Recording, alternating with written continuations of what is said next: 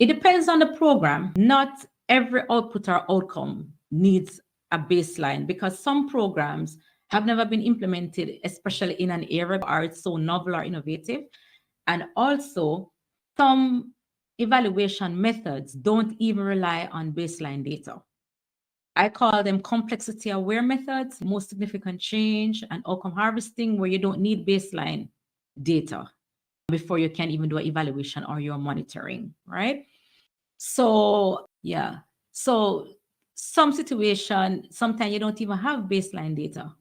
Maybe level of violence against women in some areas wherein it's underreported, you can't even. So you start collecting baseline once you start implementing the program, then that's the baseline you start collecting. So your baseline data would maybe be from year one of implementation, right? Let's see. How do we use theory of change and a logical framework together? But normally, the theory of change is the strategic document that shows how you envision change to happen. The theory of change is much bigger than your one program. So the theory of change would have contributions. Say you have 5 organizations working in health. The theory of change would capture what all these 5 different organizations that have nothing to do with your program is doing to change the health situation. So the theory of change has critical assumptions, captures what other persons are doing external to your program.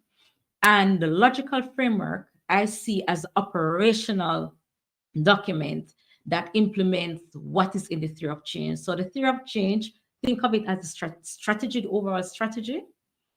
And the logical framework is only unique to your organization. So the logical framework will not have what the 4 other organization is doing in health, right? But the logical framework is always guided by the theory of change. And one theory of change can have even 5 logical frameworks. But that's the short answer. Okay. Actually, I don't have indicators at activity level, but that's just me. If you want, you can have indicators for activity, but I prefer having indicators starting from output level. Right?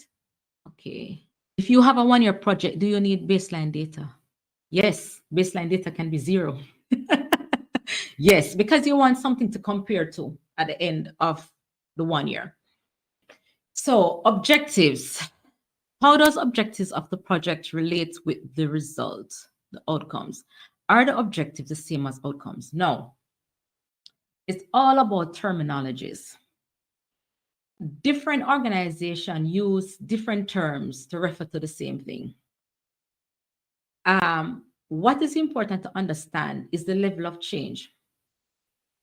The last change to happen is usually called your goal, impact, long-term objective.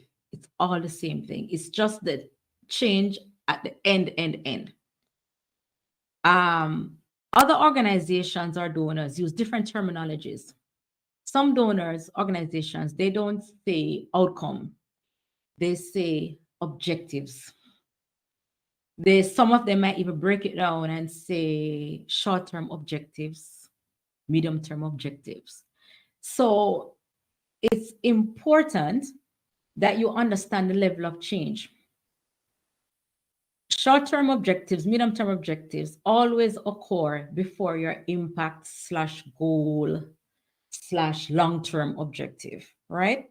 So to answer your question, yes, objectives are the same as outcomes. But it's more important that you understand the level of change so that you're not confused if one donor uses a different terminology. There is a document called the Rosetta Stone of terminologies that shows how like the major donors refer to like the seed or this or that. They say long-term objective and what is equivalent for a different donor who may say output talk. So thank you so very much and enjoy the rest of your morning, evening, night, wherever you happen to be. Take care. Bye-bye.